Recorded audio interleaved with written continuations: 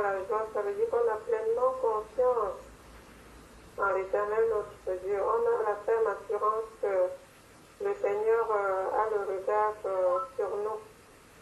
Il gère toutes choses, le malheur, le bonheur, la joie, les peines, la santé, la maladie.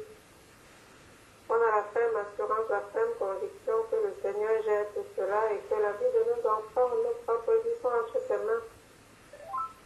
Et nous devons vraiment cultiver ça, cette joie. Et c'est vrai que de le communiquer. On a vu le frère Nicanor qui nous a communiqué vraiment. Il avait cette joie de nous voir, il était content de nous voir, de nous dire bonjour et ça s'est exprimé sur son visage. Donc saisissons cette joie et puis faisons confiance au Seigneur. Vraiment gloire à Dieu pour Gabriel, gloire à Dieu pour ce que le Saint-Esprit a mis à cœur de lui imposer les mains et que la maîtresse a pu témoigner qu'il a été serein aujourd'hui. Que le Seigneur te fortifie, te remplisse de sa force pour pouvoir gérer tout ça. Vraiment.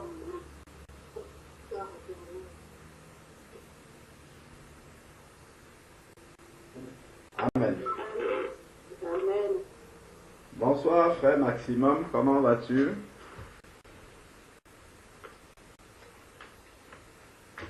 Bonsoir, je vais bien par la grâce du Seigneur et vous? Oui, grâce à Dieu, ça va, merci. Alors, donc on va commencer, on va prier et puis on va commencer par la grâce du Seigneur. Seigneur Dieu de grâce, Père, nous bénissons ton nom encore, parce que c'est un grand privilège, Seigneur Dieu Tout-Puissant, de nous approcher de toi, de venir encore, Seigneur Père, à tes pieds, afin, Seigneur Dieu Tout-Puissant, de continuer à être abreuvé par toi, Seigneur Dieu, à demeurer, Seigneur Dieu Tout-Puissant, auprès de toi. Car c'est à ta droite que sont des délices, Seigneur Dieu Tout-Puissant, éternel, que nos cœurs désirent, Seigneur Père. Éternel, merci encore pour ce privilège que tu nous donnes, Seigneur Père. Merci pour ton esprit que tu nous as donné, qui nous conduit, Seigneur Père, à pouvoir nous approcher de toi, à pouvoir t'aimer, Seigneur Dieu Tout-Puissant, à pouvoir rechercher à réjouir ton cœur, Seigneur Père éternel. C'est cela même que nous voulons. Merci parce que tu as inscrit tes commandements dans nos cœurs, Seigneur Père. Donne-nous de lire, Seigneur Dieu Tout-Puissant, ce que tu as écrit, Seigneur Père éternel, dans nos cœurs afin que nous puissions le pratiquer, marcher et être véritablement un chandelier, Seigneur Père, pour éclairer partout où tu nous envoies. Père, merci pour ce rassemblement. Merci pour mes frères et sœurs que tu as conviés en ce moment, Seigneur Père, devant ta face, afin qu'ensemble, Seigneur Dieu Tout-Puissant, nous puissions encore recevoir des directives de ta part, Seigneur Dieu Tout-Puissant, pour continuer, Seigneur Dieu, à faire fonction d'ambassadeur, Seigneur Dieu Tout-Puissant, parce que tu nous laisses sur la terre pour que nous puissions mener cette mission-là à bien. Seigneur, conduis ces moments par ton esprit, que rien de charnel, Seigneur Père éternel, ne vienne détourner notre attention, mais donne-nous de rester centrés sur toi uniquement, Seigneur Père, afin, Seigneur Dieu, qu'au moment, Seigneur Père éternel, de se séparer, que chacun d'entre nous ait reçu un supplément de vie, car tes paroles sont esprit et vie, Seigneur Père, afin que cela, Seigneur Dieu Tout-Puissant, puisse nous remplir davantage pour que nous continuions la marche sur le chemin étroit. Père, étends ta main également sur tous ceux qui ne sont pas là. Seigneur Dieu, que là où ils sont, que ta main puissante puisse reposer sur eux, Seigneur Dieu, et que eux aussi puissent recevoir une portion de grâce supplémentaire, Seigneur Père éternel. Seigneur Dieu, je veux te remettre le rassemblement qui aura lieu à Lyon ce week-end, Seigneur Père éternel, avec le frère Jean-Paul. Seigneur Dieu, conduis toutes choses selon ta direction, Seigneur Père éternel, et que ton nom soit glorifié au milieu de tes enfants.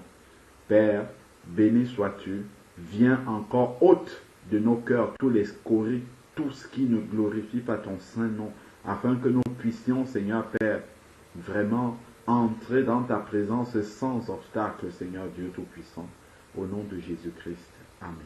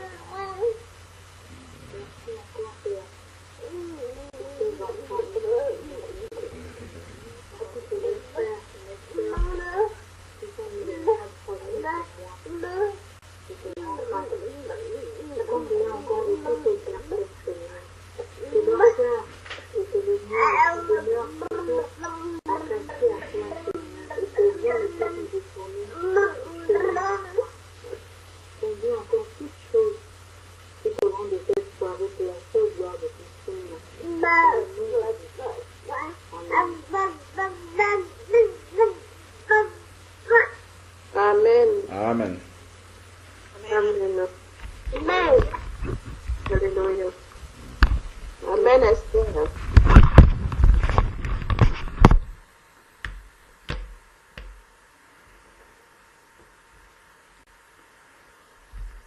Alors, si nous prenons nos Bibles, pour commencer, il y a un sujet qui est vite arrivé là, celui de la joie. 1 Thessaloniciens chapitre 5 verset 16. Donc, nous avons entendu dire que c'est un ordre de la part du Seigneur. 1 Thessaloniciens chapitre 5 verset 16.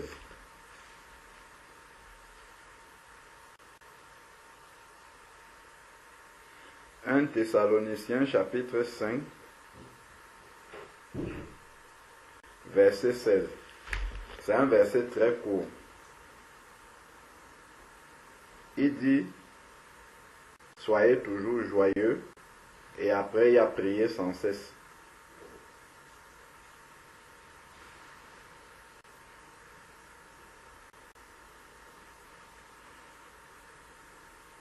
soyez toujours joyeux.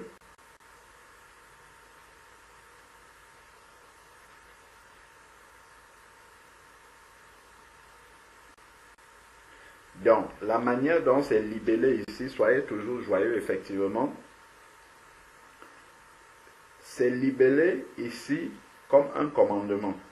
Mais je vais recommencer depuis le haut pour qu'on comprenne le contexte dans lequel soyez toujours joyeux a été dit ici. Je vais même recommencer depuis le début.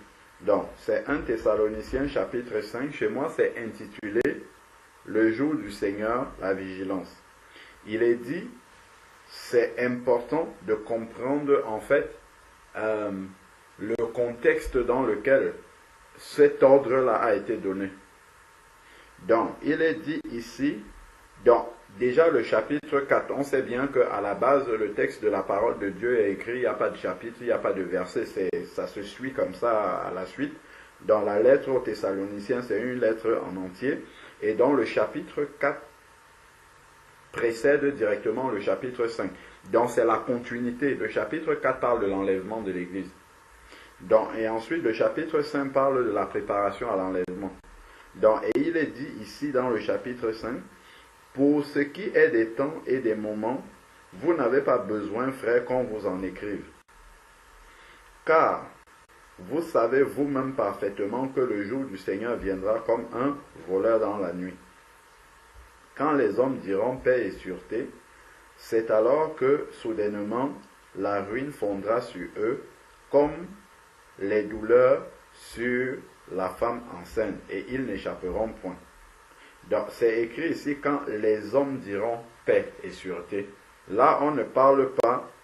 Donc, regardons bien la différence dans le langage de l'apôtre par rapport au destinataire du texte. Au début, il dit, pour ce qui est des temps et des moments, vous n'avez pas besoin, frères, qu'on vous en écrive. Dans cette partie-ci s'adresse aux frères et aux sœurs, bien sûr, donc, qui attendent le Seigneur. Si on est un frère, si on est une sœur, automatiquement, on attend le retour du Seigneur. Automatiquement. Donc ça s'adresse aux frères. Ensuite, maintenant, il dit, car vous, ce sont les frères et sœurs, là, dont les enfants de Dieu, vous savez vous-même parfaitement que le jour du Seigneur viendra comme un voleur dans la nuit. Ça, les enfants de Dieu le savent. Bon, quand les hommes diront paix et sûreté, ça, c'est ceux qui ne sont pas dans le Seigneur. Ça, ce sont les païens. On fait la différence entre les hommes et les frères. Les frères, c'est ceux qui sont en Christ. Les hommes, ce sont les autres. Ceux qui ne sont pas en Christ. Quand eux, ils diront paix, c'est la paix selon le monde, et sûreté, c'est alors que soudainement, une ruine arrivera sur eux. Donc, ça sera soudain pour eux, mais pas pour les frères. On va voir ça après. Donc, il dit, donc, c'est alors que soudainement, la ruine fondra sur eux, comme les douleurs sur la femme enceinte, et ils n'échapperont point. Ben, les enfants de Dieu, ça, ce n'est pas ce qui nous est réservé là. Puisque le Seigneur, gardons un doigt dessus, allons dans Apocalypse chapitre 3, après on va revenir, continuer. Pourquoi je dis que ce n'est pas pour les enfants de Dieu ça? Apocalypse chapitre 3, verset 10. On parle à l'église de Philadelphie. Donc les frères et sœurs qui sont fidèles dans le Seigneur, l'église de Philadelphie, il est dit dans Apocalypse chapitre 3 verset 10, il dit parce que tu as gardé la parole de la persévérance. Donc tu as persévéré dans les combats, tu t'es accroché, tu ne t'es pas découragé, tu n'as pas rétrogradé, tu n'étais pas écarté du chemin étroit, tu n'as pas arrondi les angles, tu n'es pas entré dans le compromis, mais tu as gardé le témoignage de la vérité jusqu'au bout. Et il dit, puisque tu as gardé la parole de la persévérance, comme tu l'as conservée en moi, dans le Seigneur, je te garderai aussi de l'heure de l'épreuve qui va venir sur le monde. Dans le monde ici, c'est eux qu'on dit les hommes là, les hommes, dans 1 Thessaloniciens chapitre 5, les hommes qui diront paix et sûreté, qui ne sont pas en Christ. C'est sur eux, c'est écrit ici là, c'est sur eux que va venir une grande épreuve. Dans Apocalypse chapitre 3 verset 10. Donc, moi je te garderai aussi de l'heure de l'épreuve qui va venir sur le monde, ces hommes-là. C'est pour ça qu'on dit ici qu'ils n'échapperont point. Donc, je continue dans Apocalypse chapitre 3 verset 10. Donc, l'épreuve qui va venir sur le monde entier pour éprouver les habitants de la terre. Mais Dieu dit que lui va nous garder. Dans le verset 3 là, de 1 Thessaloniciens chapitre 5, concerne les hommes, c'est-à-dire ceux qui ne sont pas en Christ. Ce sont les hommes et les femmes qui n'appartiennent pas à Dieu. Ils seront surpris, ils vont penser qu'il y a une paix, une sûreté, alors que tout ça ne fera que annoncer la ruine qui va venir après. Donc continuons. Donc là, nous descendons comme ça pour arriver à la joie. Hein. Il faut comprendre, parce que si on ne comprend pas d'où doit venir notre joie, en fait, on va se tromper. Et c'est d'ailleurs pour ça qu'on est souvent malheureux. Parce qu'on cherche une joie selon la chair. Or, Dieu, quand il dit « soyez toujours joyeux », ce n'est pas une joie charnelle. C'est pour ça que je prends la peine, avec l'aide du Seigneur, de rentrer sur le contexte pour atterrir directement maintenant sur « soyez toujours joyeux ». Par rapport à quoi est-ce qu'il le dit? Donc, déjà, on a déjà une distinction entre ce qui va arriver pour les hommes, donc qui ne sont pas en Christ, et pour nous qui sommes en Christ. Donc, un homme qui est en Christ, on va comprendre que sa joie, c'est ce qui le conduit à être dans la joie, ne peut pas être la même que ce qui conduit quelqu'un qui n'est pas en Christ à être dans la joie. Ça, c'est important, en fait, de comprendre cela. Donc, continuons ici au verset 4. Nous sommes dans 1 Thessaloniciens chapitre 5, verset 4. Il dit, mais vous, frères. Donc, ça, on voit bien, dès le deuxième verset, là, le premier verset, il a utilisé le mot frère. Après, il a utilisé les hommes. Ça, ce sont les païens. Et après, il dit, mais vous. Mais vous, c'est par opposition aux hommes qui diront paix et sûreté. Donc, les frères et sœurs de l'Église ne font pas partie des hommes-là qui vont dire paix et sûreté et qui seront surpris par le retour du Seigneur et qui n'échapperont pas. Il dit, mais vous, frères, vous n'êtes pas des ténèbres.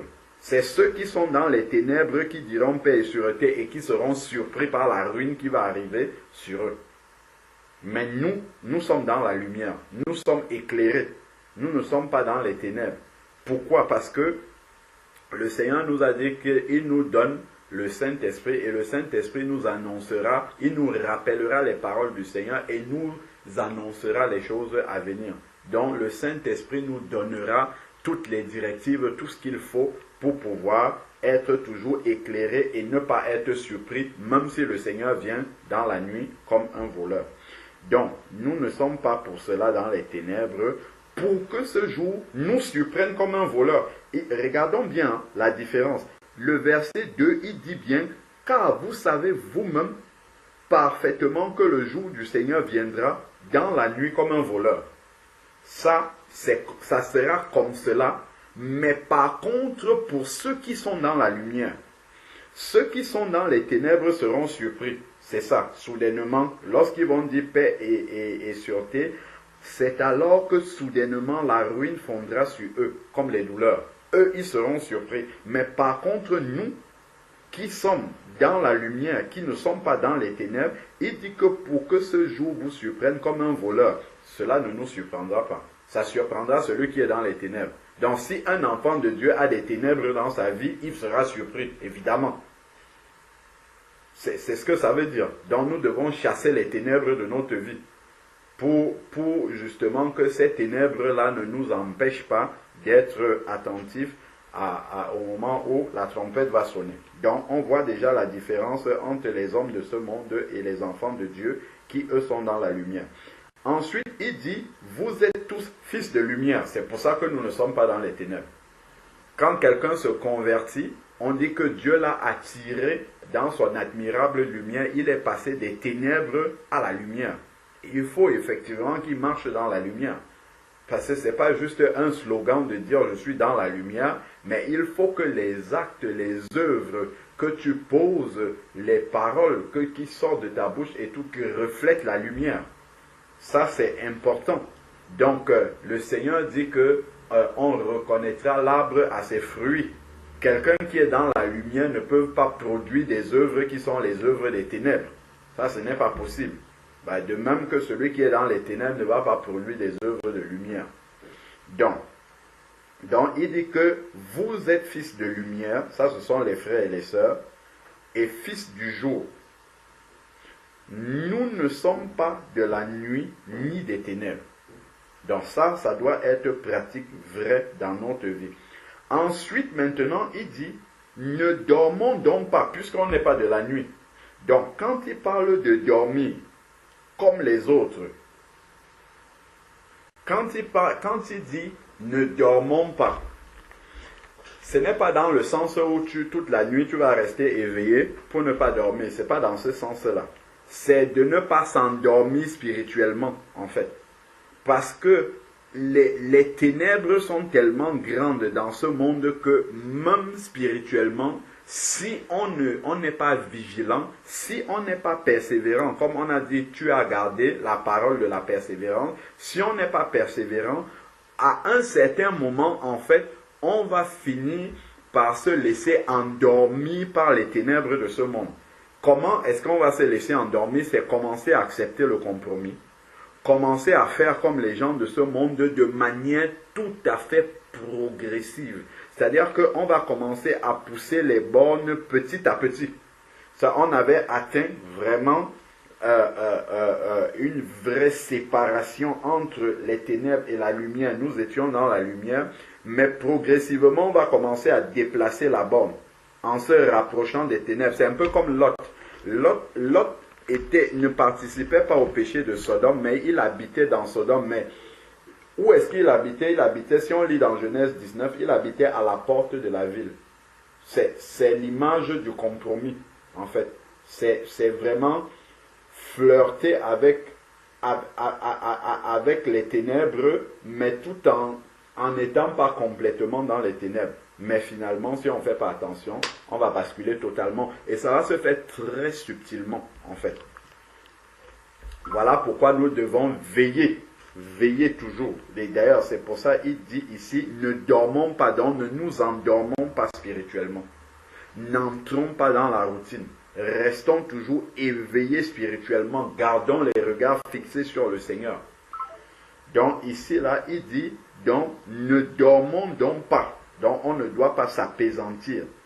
Ne dormons donc pas, mais veillons et soyons sobres. Veillons parce que le Seigneur peut arriver à tout moment. Veillons sur nos voies. Continuons à nous sanctifier. Comme nous dit Apocalypse chapitre 22, que celui qui se sanctifie encore davantage. Donc, ne nous lassons pas. C'est un chemin que nous devons garder cette marche-là jusqu'au bout. Verset 7 maintenant. Ceux qui dorment, donc ceux qui, quand on dit dorment, c'est rentrer dans la paresse, rentrer dans la routine, rentrer dans... voilà quoi, il n'y a plus justement cet enthousiasme-là dans le Seigneur. C'est un peu comme si on commence à se lasser du Seigneur. C'est un peu comme si on commence à s'ennuyer dans le Seigneur. C'est un peu comme si, bon, voilà, le Seigneur est là, ok, d'accord, mais il n'y a plus rien d'exceptionnel. Pourtant, c'est une relation d'amour, de cœur à cœur qu'on a avec le Seigneur qui doit s'entretenir. Cette flamme-là doit être entretenue pour que constamment nous brûlons d'amour comme celui qui vient de naître de nouveau hier. C'est ça que nous devons faire. C'est comme ça que nous n'allons pas dormir. Sinon, en fait, on va rentrer. Il y aura plus de... Effectivement, il y aura plus de joie. Il y aura plus de joie d'être dans le Seigneur. Parce qu'il n'y a pas cette relation, il n'y a pas ce lien. Il n'y a pas ce cœur à cœur avec Dieu. Il n'y a pas... Dieu se découvre tous les jours. Dieu est infini. Si nous investissons vraiment le temps pour connaître Dieu réellement et lui obéir, mais en fait c'est une relation qui va être... On va découvrir le Seigneur de jour en jour et notre vie spirituelle sera pleinement épanouie et on ne pourra pas s'endormir. On s'endort quand on s'ennuie. En fait, en général, l'assoupissement va venir quand tu t'ennuies en fait. Si tu es éveillé, comme on a dit, soyez éveillé au début, tu es éveillé, mais puisque tu ne fais rien, en fait, ton esprit s'endort et c'est comme ça que tu vas t'endormir spirituellement. Mais si réellement tu restes connecté et tu entretiens cette relation dynamique avec le Seigneur, mais il n'y a aucune raison que tu sois endormi, pas du tout. Et ça c'est notre devoir. Hein. Quand il dit ne dormons pas, c'est un ordre. Ce n'est pas Dieu qui va nous faire ne pas dormir, c'est à nous justement d'entretenir cette relation qui va éviter que nous puissions nous endormir. Donc nous sommes c'est la suite de l'enlèvement. Avant il parle de l'enlèvement de l'église et ça vient dans la suite. C'est vraiment pour que nous comprenions le contexte jusqu'à ce qu'on atterrisse au verset soyez toujours joyeux. Parce que tout ça, il y a tout un contexte pour atterrir à ça. Donc ensuite, maintenant, il dit ici, ceux qui dorment, bon, ils vont dormir la nuit et ceux qui s'enivrent souvent la nuit. Mais nous, ça ce sont les hommes du monde qui sont comme ça. Mais nous sommes du jour. Soyons sobres. Donc, revêtons, deux points. Revêtons la cuirasse de la foi. Si on n'a pas la foi, ben on va s'endormir. Il faut s'attendre au Seigneur en toutes choses. On doit cultiver cette foi-là. On doit demeurer vraiment dans cette confiance au Seigneur. La première qu'on a eue au moment où on s'est converti. Parce que c'est la foi qui nous a amenés à nous convertir, à nous tourner vers le Seigneur Jésus-Christ. Et on doit la garder. Au fur et à mesure qu'on avance avec le Seigneur, on ne doit pas commencer à douter des promesses de Dieu. Bien au contraire, notre foi doit s'affermir davantage. Puisque nous avons expérimenté, plus on avance dans le Seigneur, ben, plus ce que nous avons expérimenté avec Dieu est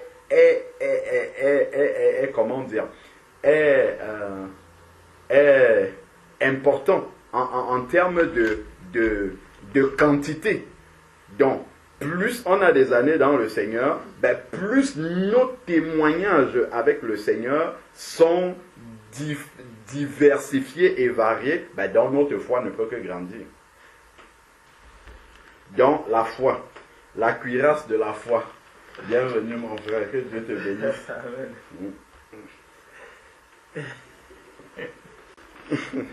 Alors, frère Georges qui arrive, il me fait une surprise. Que Dieu te bénisse, frère.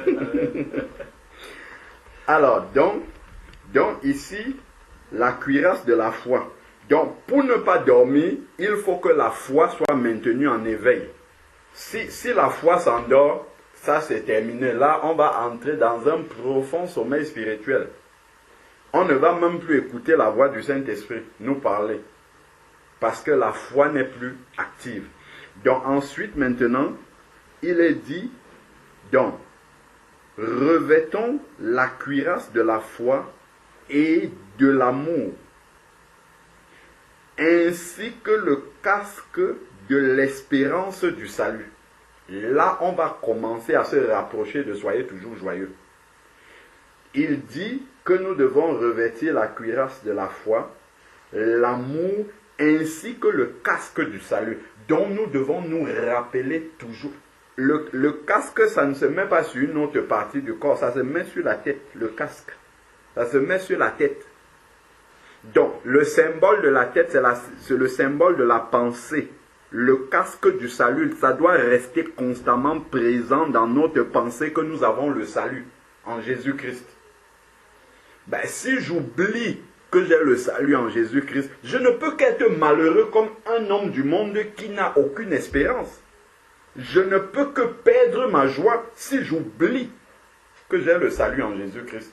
Et que c'est ça qui est le trésor le plus important que j'ai dans la vie.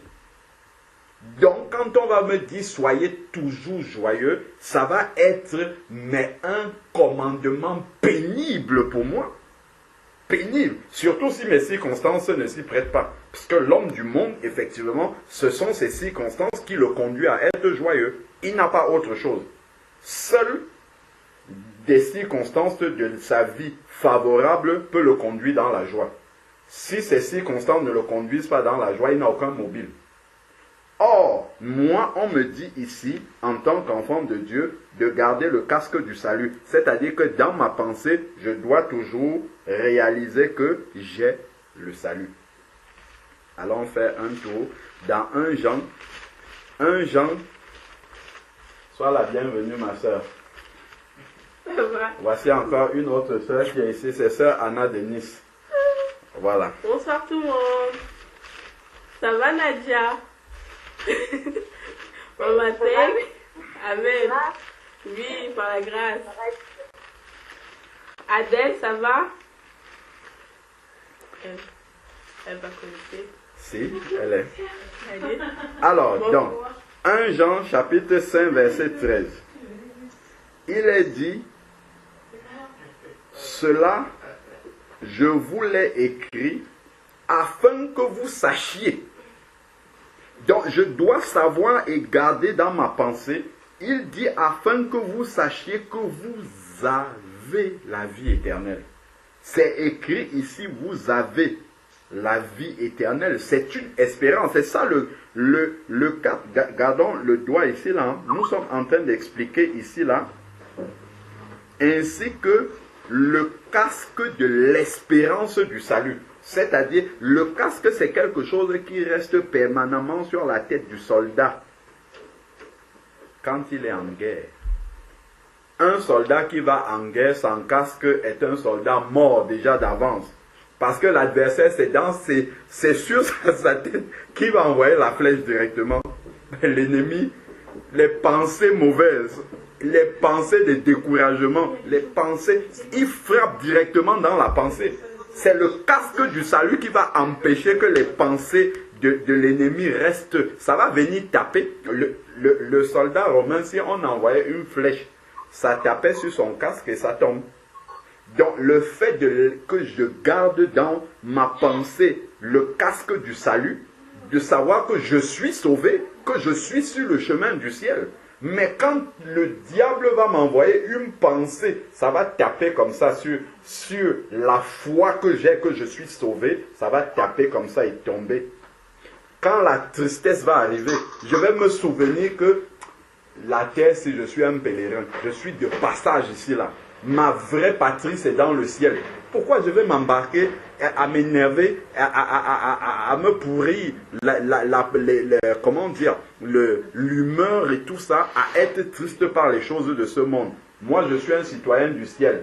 Tac, ça va taper comme ça. Les mauvaises pensées qui veulent m'attrister, tac, ça va tomber au sol.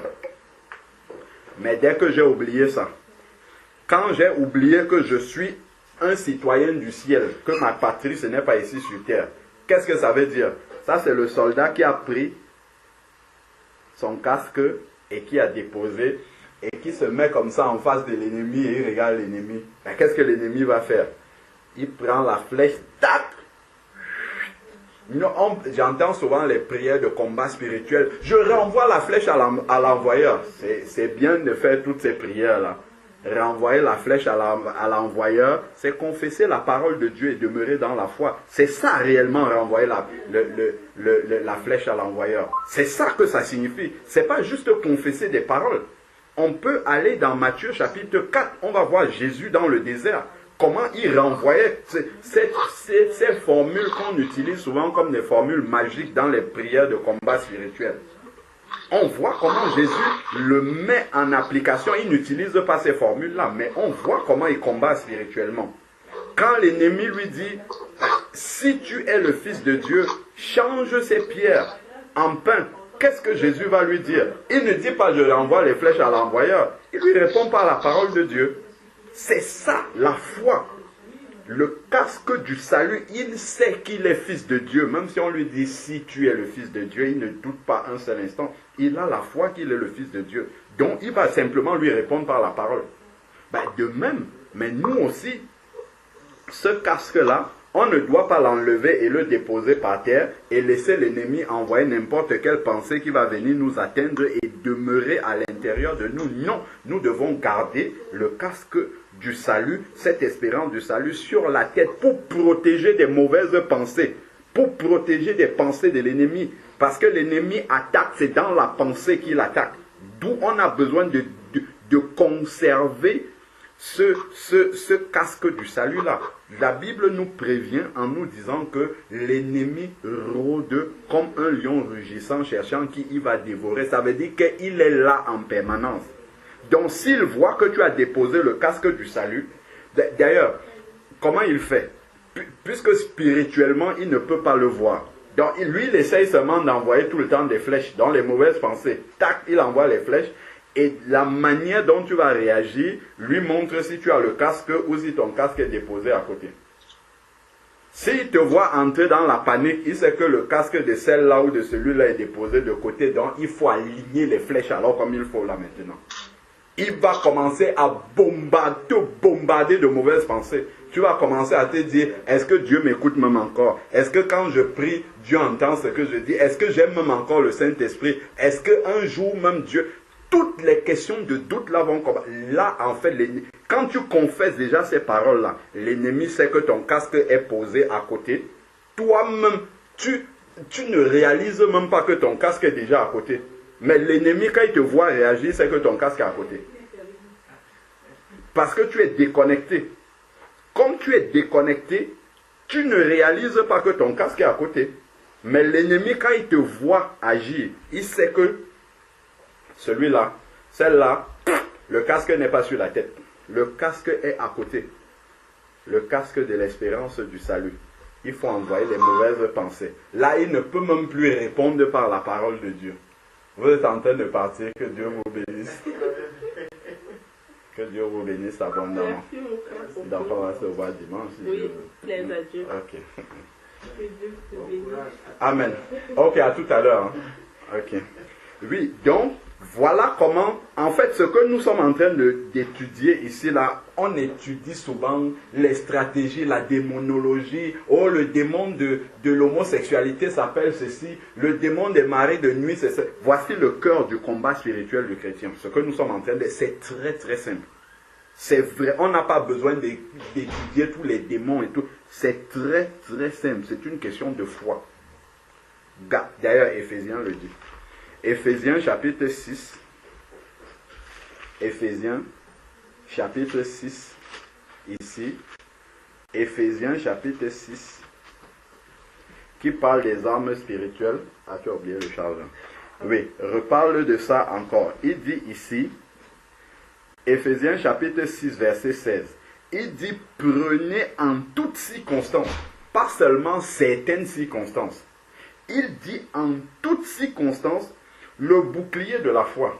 Le soldat a aussi une autre armure. En plus du casque, il a le bouclier. Le bouclier, c'est une espèce de paravent qu'il met comme ça pour protéger un autre centre. Comment on dit encore ça? Les organes vitaux, en fait, de l'homme. Si tu reçois une flèche dans la tête, c'est la mort assurée immédiatement. Si l'ennemi t'envoie une mauvaise pensée et que ça tape juste, il t'enlève la foi, le doute prend la place, c'est fini, c'est la mort spirituelle. Pour le soldat, si l'ennemi réussissait à lui envoyer une flèche dans la tête, c'est la mort physique. Nous, spirituellement, c'est la mort spirituelle, c'est sûr. Là, tu es hors course. Dès que tu es dans le doute, déjà, tu es hors course pour l'ennemi. C'est déjà la mort spirituelle. Maintenant, le bouclier de la foi, ici, c'est une espèce de paravent, de paravent qu'on met comme ça. Et lorsque la flèche arrive, c'est une flèche qui vient pour taper le cœur, en fait. Le cœur. Donc, en mettant le bouclier comme ça devant, la flèche va taper et tomber. Donc, en fait, pour protéger le cœur, notre cœur, c'est la foi qui va faire cela.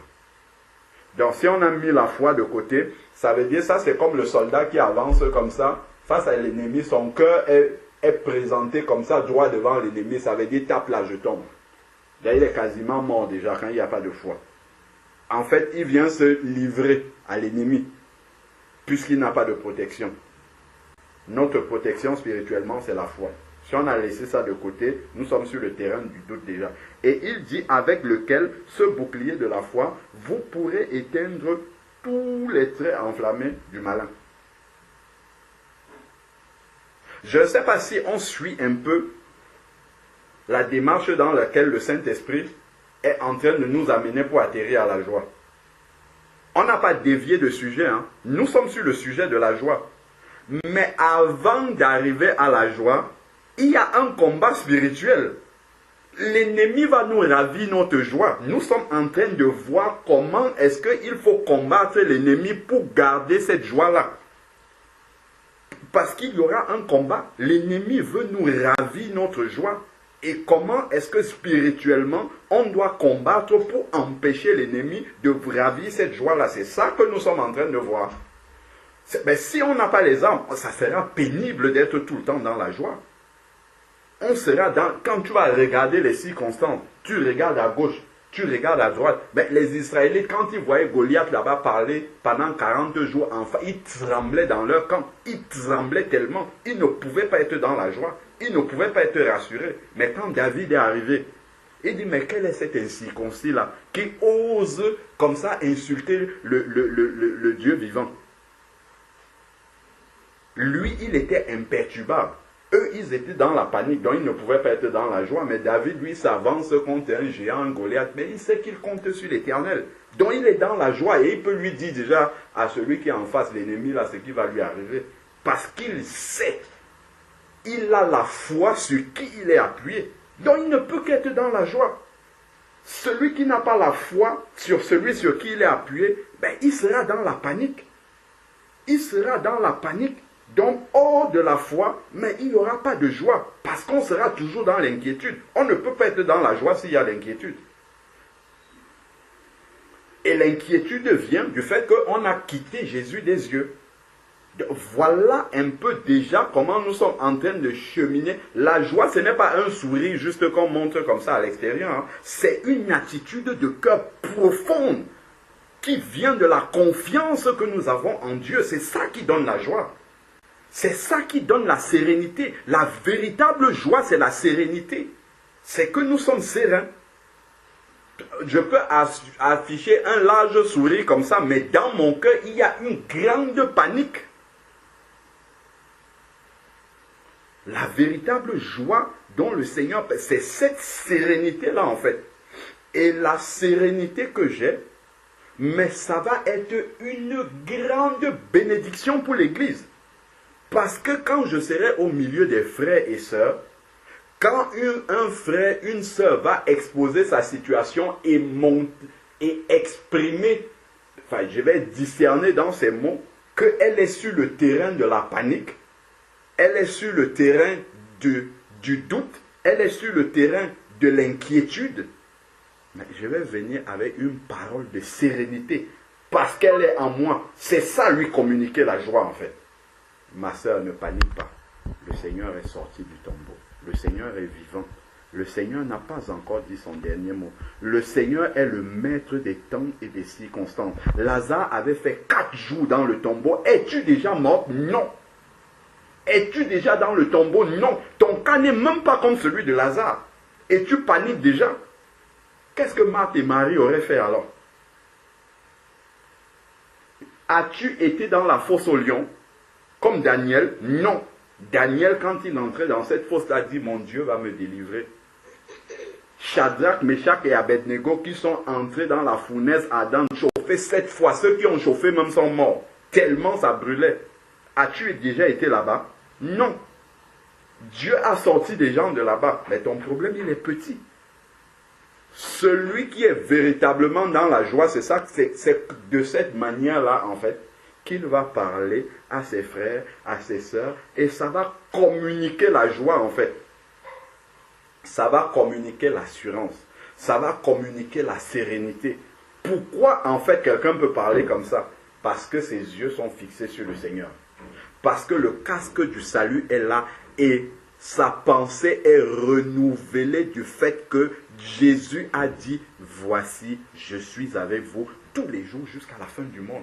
Quelles que soient les épreuves que je traverse, le Seigneur, il sait que je suis dans ces épreuves-là. Il est avec moi dans ces épreuves-là. Il ne m'a pas abandonné dans ces épreuves-là. Il permet que je passe par là, non pas pour me détruire, mais pour me construire. Donc c'est un passage avec le Seigneur. Je suis en train de marcher avec lui. Donc il n'y a pas à paniquer, il n'y a pas à avoir peur, il n'y a pas à s'inquiéter. D'ailleurs, la parole de Dieu dit que qui par ses inquiétudes a déjà augmenté une seule coudée à la durée de sa vie, ça ne sert à rien. Donc voilà, quand j'ai vaincu ce combat spirituel-là dont je parle là, c'est dans la pensée. Mais qu'est-ce qui va m'empêcher? Qu'est-ce qui va me ravir ma joie? Si je ne suis plus inquiet, qu'est-ce qui va encore m'enlever ma joie? Les premiers disciples, les apôtres et tout ça, les religieux qui étaient là, le Sanhédrin et tout ça, on n'arrivait pas à leur enlever leur joie. Pourquoi? Parce que déjà le prix de leur vie, ça, ils avaient mis ça complètement de côté. On menaçait, si vous parlez encore de ce Jésus-là, on vous menace de mort. Ah, vous pouvez nous tuer. Ça ne les effrayait pas plus que ça. Terminé. Donc, l'ennemi a compris que ceux-là, même leur vie, même ça ne leur dit plus rien. Donc, on ne peut pas enlever leur enthousiasme, leur confiance qu'ils ont dans le Seigneur, leur joie qu'ils ont d'appartenir à Jésus-Christ. On ne peut pas leur enlever ça. Donc, ils vont toujours demeurer dans la joie parce qu'ils étaient dans la foi. Donc, ici, il nous est dit dans Éphésiens chapitre 6, verset 16, que le bouclier de la foi est capable d'éteindre tous les traits enflammés de l'ennemi. Voilà, on doit d'abord éteindre tout ça, enlever. C'est ça qui va nous maintenir dans la joie. N'oublions pas, être toujours joyeux, c'est un combat spirituel. Hein? C'est pas comme ça, je dis, un slogan toujours joyeux. Non, il faut vaincre le combat spirituel pour demeurer dans la joie. Sinon, tu seras dans la tristesse tout le temps. Quand tu seras avec les frères et sœurs, oh, alléluia, gloire à Dieu, je suis dans la joie. Une minute après, tu seras dans la tristesse. Pourquoi? C'est que dès que tu vas laisser les frères et sœurs, tout de suite, le combat spirituel va arriver dans ta pensée. Le casque sera déjà posé de côté. Tu vas garder ton casque tant que tu es au milieu de l'armée, donc avec d'autres enfants de Dieu. Dès que l'armée va un peu t'abandonner de côté, tu vas poser ton casque et puis tu vas attendre que l'ennemi arrive. Non, là, tu es un soldat vaincu déjà. Donc ensuite, maintenant, il dit, le verset 17, nous sommes dans Éphésiens chapitre 6, on nous reparle du casque là, du casque du salut, celui qui vient dans Thessaloniciens 5 aussi. Il dit, prenez aussi, donc ça c'est lié à la foi, prenez aussi le casque du salut et l'épée de l'esprit, qui est la parole de Dieu. Donc on voit que pour garder ce casque du salut là, il faut d'abord, la foi avant, le bouclier, et ensuite garder le casque du salut et utiliser la parole de Dieu qui est l'épée de l'esprit.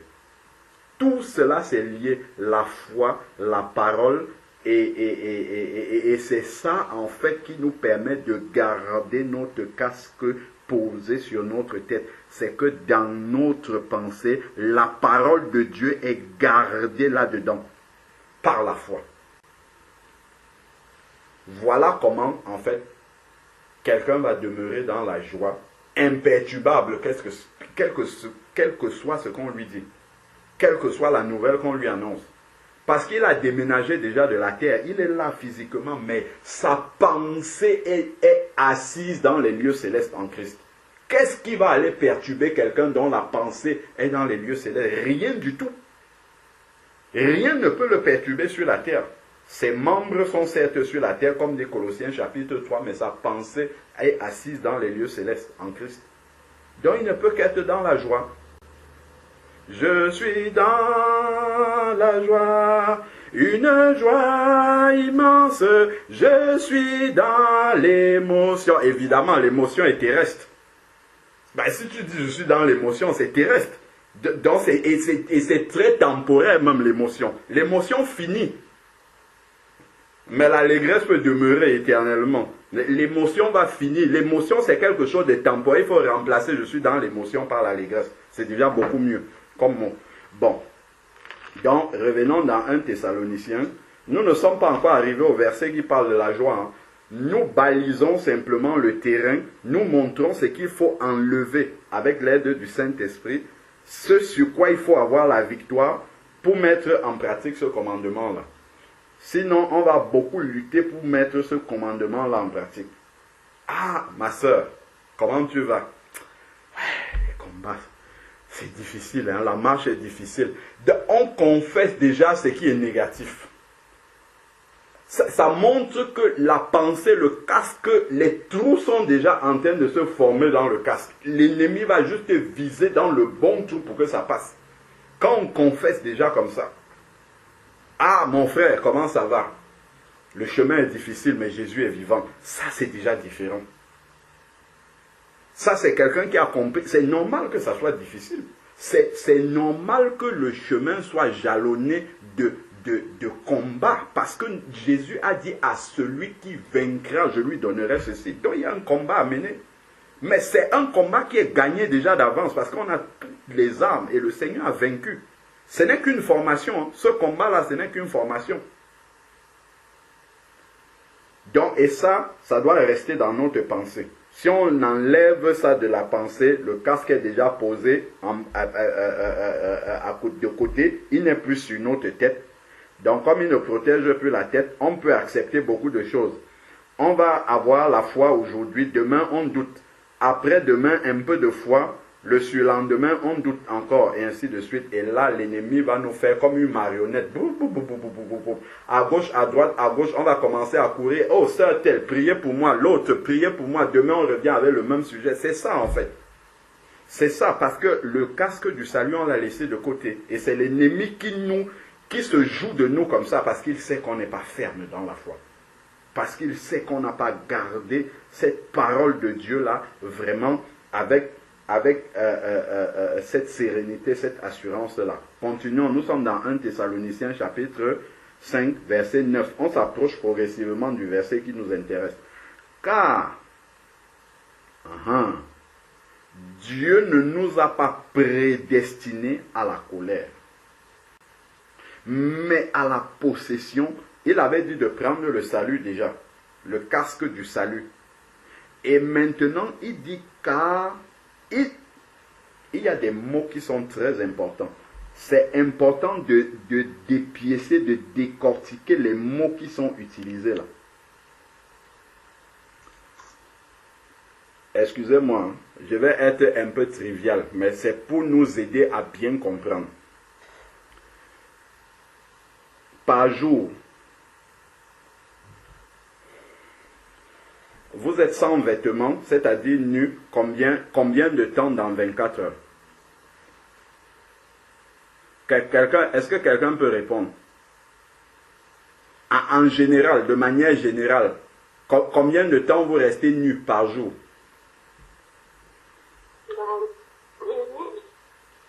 Oui, complètement nu, oui. Combien de temps, à peu près? Voilà, merci beaucoup ma soeur. Le temps de la douche, 10 minutes. Par rapport à 24 heures, ça représente très très peu.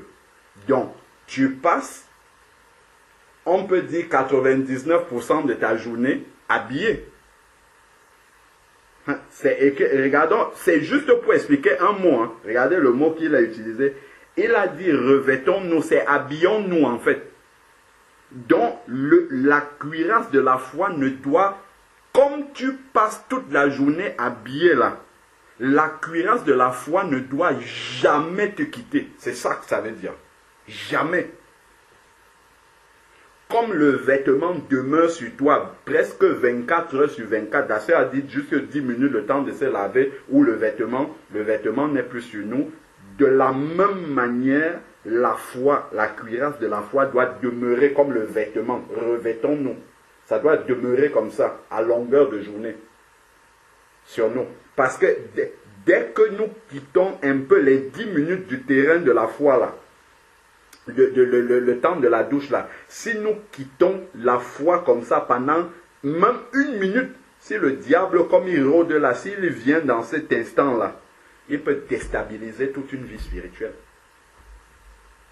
en quelques instants, il peut semer un doute qui te fait remettre en question toute ta marche avec le Seigneur. Donc, on ne doit pas lui laisser ce temps-là. On doit veiller à ce que notre foi, d'où justement la foi vient de ce qu'on entend. Ce qu'on entend vient de la parole de Dieu. Comment tu vas faire? C'est passer du temps avec le Seigneur. C'est demeurer dans la communion fraternelle. Parce que dans la communion fraternelle, c'est avec des enfants de Dieu. Ils parlent de la parole de Dieu. Ce qui va te maintenir toujours, spirituellement éveillé. Quand tu vas entendre le témoignage de tel frère, telle soeur, tel... Mais Seigneur, mais pourquoi moi je n'ai pas de témoignage? Qu'est-ce qui ne va pas avec moi? Ainsi de suite. Ça va maintenir ta pensée toujours connectée au Seigneur. Mais si tu vis ta marche tout seul, je ne sais pas où tu es, tu n'es pas connecté à Dieu, mais le diable va... C'est pour ça que le diable veut, dans ces temps de la fin-là, isoler les enfants de Dieu pour mieux les cribler comme il faut. Parce qu'un enfant de Dieu qui est seul est faible spirituellement. Il va tenir pendant un moment, mais après, le diable est persévérant. C'est l'une des choses qu'il a le mieux retenu quand il était auprès de Dieu, la persévérance. Il envoie une flèche aujourd'hui, ça ne va pas, c'est pas grave. Demain, il va encore envoyer. Ainsi, on a vu avec Jésus. Il n'est pas venu avec une tentation. La première, Jésus répond, il est écrit. La deuxième, Jésus répond, il est écrit. La troisième, il revient, ainsi de suite. La persévérance. Si nous ne sommes pas plus persévérants que lui, à la fin, on va laisser ses pensées s'installer. Mais quand ces pensées vont s'installer, c'est sûr qu'il part avec notre joie. Hein. Directement, il part avec notre joie. Parce qu'on a oublié la source même de la joie qui doit habiter un enfant de Dieu. Donc, il dit car, verset 9, nous sommes dans 1 Thessaloniciens 5, verset 9, car Dieu ne nous a pas destinés à la colère, mais à la possession du salut en Jésus-Christ. Voilà déjà un sujet de joie. Ce sujet de joie-ci, il ne dépend ni de mon compte en banque, il ne dépend ni de ma santé, il ne dépend ni d'aucune circonstance terrestre. Ça dépend simplement de ma relation avec Dieu. Point à la ligne. Donc, ce qui doit m'attrister, ce qui doit me ravir ma joie, c'est quoi? C'est que ma relation avec Dieu soit mauvaise. C'est le seul sujet de tristesse que je peux avoir. Si je viens de pécher, ma joie va partir. Dès que le Saint-Esprit me témoigne que ça là c'est péché, c'est ça qui va m'enlever la joie. Et tout de suite, je dois retourner au Seigneur. 1 Jean chapitre 1 verset 9. Si nous lui confessons nos fautes, il est fidèle et juste pour nous les pardonner. Dieu même ne veut pas qu'on demeure longtemps dans la tristesse. Tout de suite, il faut revenir et la joie revient.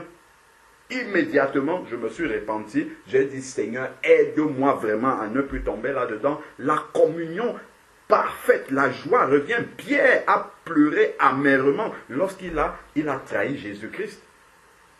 Mais quand le Seigneur est ressuscité, il dit, allez dire à mes frères de me retrouver en Galilée. Allez dire à Pierre que je suis ressuscité. Le Seigneur a précisé, il a dit d'abord à ses disciples et il a précisé à Pierre parce que Pierre avait besoin d'entendre que le Seigneur lui a adressé une parole à lui particulièrement qui a renié le Seigneur. C'était une parole de restauration. Il a pleuré amèrement quand le coq a chanté pour la troisième fois. Le Seigneur ne voulait pas que Pierre demeure dans cette amertume-là. Le Seigneur ne voulait pas que la joie de Pierre soit ôtée comme ça pendant longtemps. Voilà pourquoi il dit, allez dire à Pierre, lui particulièrement. Parce que le Seigneur savait qu'à cause du péché d'avoir renié Jésus, la joie était partie. Et le Seigneur est venu dès la résurrection pour restaurer ça rapidement. De même, le Seigneur ne veut pas que ses enfants demeurent dans cet état-là pendant longtemps. Continuons maintenant. Nous poursuivons. Donc, gardons toujours présent à l'esprit que nous avons le salut, comme c'est écrit dans 1 Jean chapitre 5, verset 13. Donc, qui est mort dans le salut par notre Seigneur Jésus-Christ, qui est mort pour nous,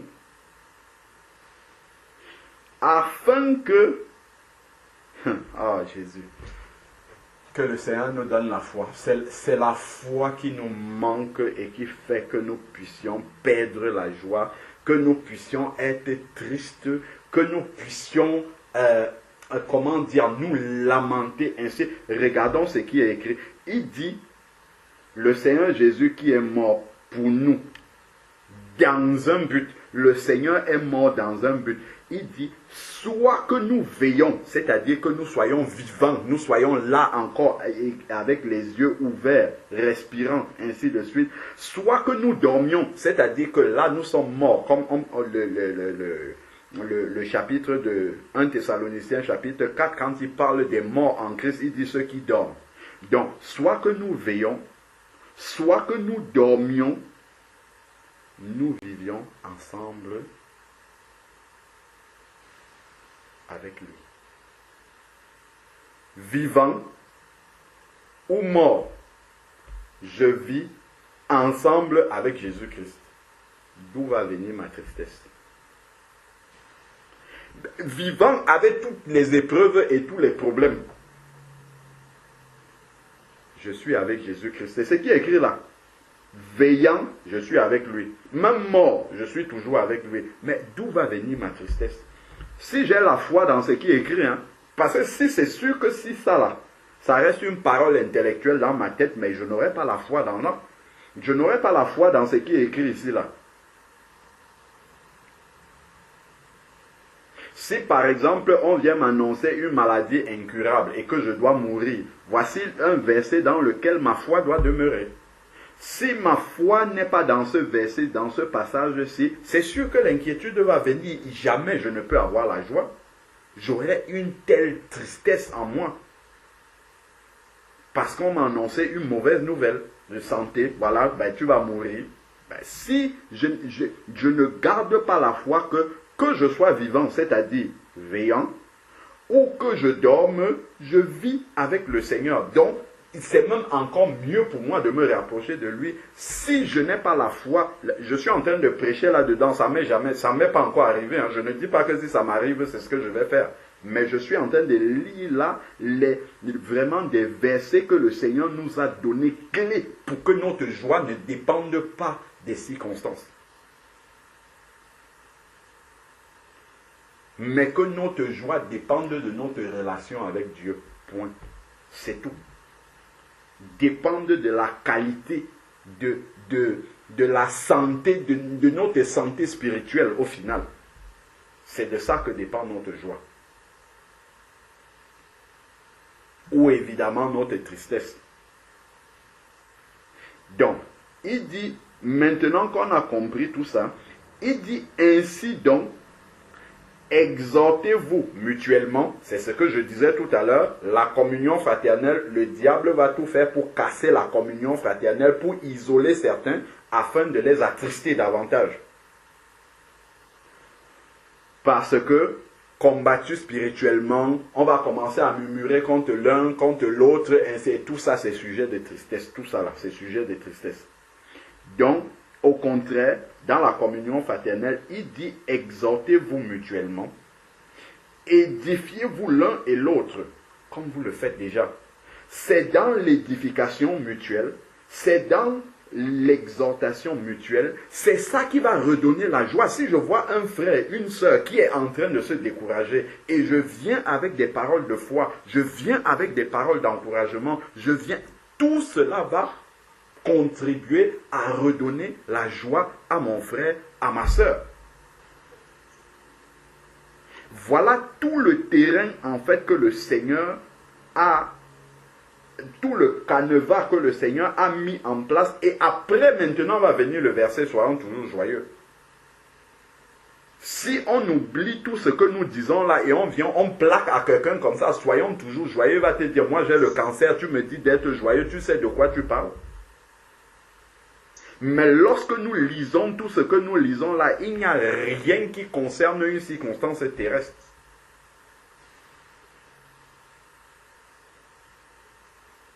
On ne dit pas si tu es en santé, on ne dit pas si tu as un travail ou bien au chômage. Il n'y a rien de tout ça dans tout ce que nous lisons là. C'est une question de foi dans le Seigneur, point à la ligne. C'est une question de relation avec Dieu. C'est une question de foi dans ce que Dieu a dit que je suis. Il a dit que j'ai le salut. Je garde ça toujours présent dans ma pensée. Voilà le casque qui est sur ma tête. L'ennemi ne peut pas me faire douter avec autre chose. Car Jésus est mort pour que, afin que je vive, que je m'endorme dans la mort, je sois toujours avec lui. Je garde ça sur ma tête, toujours présent dans ma pensée. C'est ça mon casque. Si l'ennemi vient me dire, tu vas mourir demain, je dis, alléluia, gloire à Dieu, je sais là où je pars, que je meurs maintenant, je serai toujours avec lui. Ensuite, verset 11 maintenant, il dit, bon, ouais, ça on a lu. Donc ensuite, maintenant, verset 12. Verset 12 maintenant, il dit, là on va se rapprocher maintenant de soyons toujours joyeux. Nous vous demandons, frères. Donc, il continue à parler aux enfants de Dieu.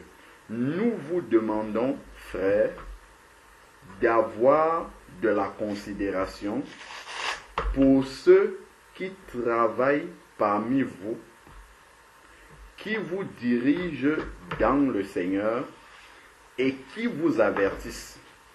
Si un frère qui t'enseigne la parole de Dieu t'avertit selon la parole de Dieu, selon le Seigneur, et que tu commences à murmurer contre lui, tu vas perdre ta joie. C'est ce qui est écrit ici. Après, il va dire, soyez toujours joyeux.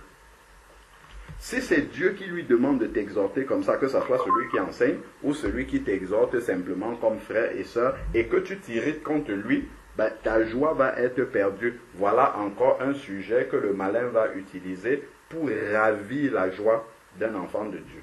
Donc, il demande d'avoir de la considération pour ceux-là qui travaillent pour diriger selon le Seigneur. Poursuivons maintenant. Il dit ensuite maintenant, ayez pour eux, ceux qui dirigent, qui enseignent là, ayez pour eux une haute estime. Ce n'est pas de les estimer comme étant sur un piédestal. Non, c'est par rapport au travail qu'ils font pour le Seigneur, parce qu'ils veillent sur vos âmes, pour que vos âmes soient dans la joie justement. Il dit, ayez pour eux la plus haute estime. Ayez pour eux la plus haute estime avec amour à cause de leur œuvre qu'ils font pour le Seigneur. À cause de... Beaucoup d'enfants de Dieu sont dans la tristesse à cause de ces choses. Je ne parle pas d'aller idolâtrer les parents. Non, on parle du respect simplement. Le respect pour le travail du Seigneur. Respecter un bien-aimé parce qu'il a consacré sa vie à servir Dieu. Prier pour lui. Ça procure de la joie. Ça permet de rester joyeux. En plus, le verset vient juste derrière après. Soyez en paix entre vous. Si je ne recherche pas la paix avec les frères, avec les sœurs, avec les païens, autant que nous ne soyons pas en conflit par rapport au Seigneur, parce qu'avec les païens, c'est sûr que si on annonce la vérité, là, le Seigneur a dit lui-même, je ne suis pas venu apporter la paix, mais l'épée, c'est-à-dire la parole, ça va souvent nous mettre en porte-à-faux avec les païens. Ça, ce n'est pas là le problème, mais si je ne recherche pas, soyez en paix. Si je ne recherche pas à être en paix, j'accumule les problèmes, les murmures dans mon cœur, contre les uns, contre les autres. Mais d'où va venir la joie? Ça va être une fausse joie, même si je souris jusqu'ici, ça ne pourra jamais être la joie. Parce que l'Esprit du Seigneur, s'il me parle encore, va attester dans mon cœur que c'est une fausse joie, c'est une fausse paix. Parce que tu n'es pas en paix avec ton frère, tu n'es pas en paix avec ta soeur, tu murmures dans ton cœur contre lui. Mais comment est-ce que tu vas être dans la joie? Pas du tout, il n'y aura pas de joie. On va te dire, soyez toujours joyeux, soyez joyeux, mais il n'y aura pas une vraie,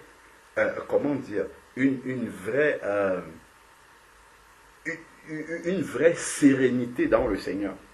Celle même qui procure la joie. Donc ensuite, maintenant, il est dit, donc, soyez en paix. On a cité tous les critères de joie. On a vu qu'il y a un grand combat spirituel d'abord, avec la foi, la pensée, ainsi de suite.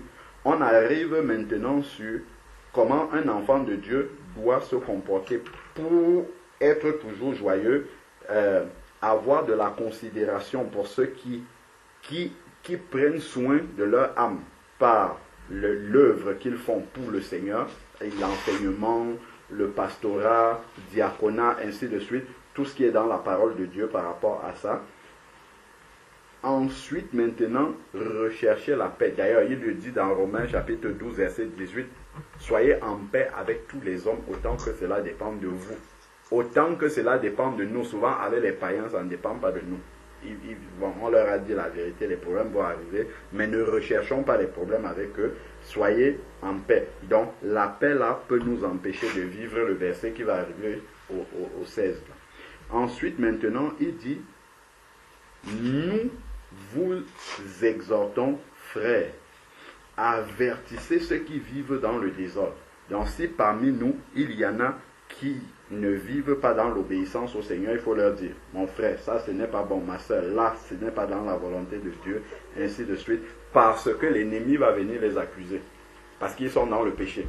Et l'ennemi venant les accuser, évidemment, ils ne peuvent pas être dans la joie. Si l'ennemi les accuse, ils ne peuvent pas être dans la joie.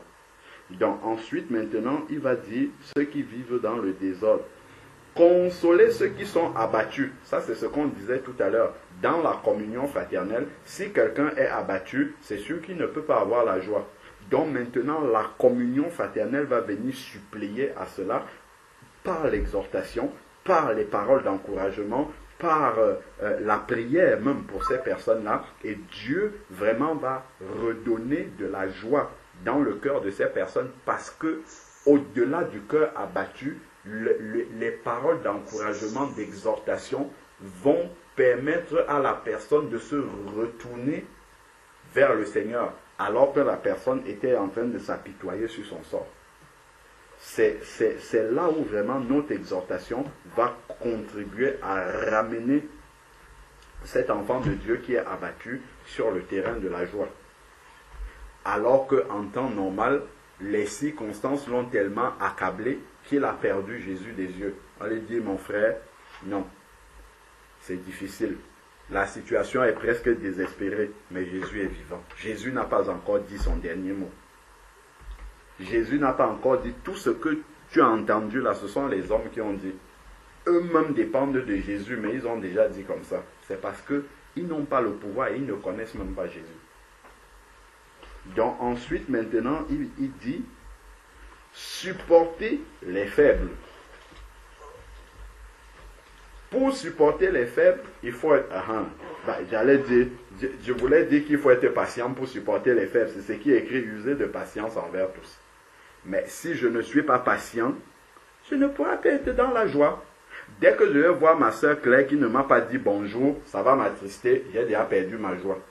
Si j'étais patient, je vais dire, ah, elle ne m'a pas dit bonjour aujourd'hui, peut-être demain elle va me dire bonjour. C'est terminé, je continue à rester dans la joie. Mais si je commence déjà à murmurer, c'est terminé. Ma joie est déjà partie. Parce que je réfléchis, ah, pourquoi elle pense comme ça, pourquoi ainsi de suite, tac, terminé. L'ennemi a déjà réussi à poser juste la petite semence qu'il fallait pour me ravir ma joie.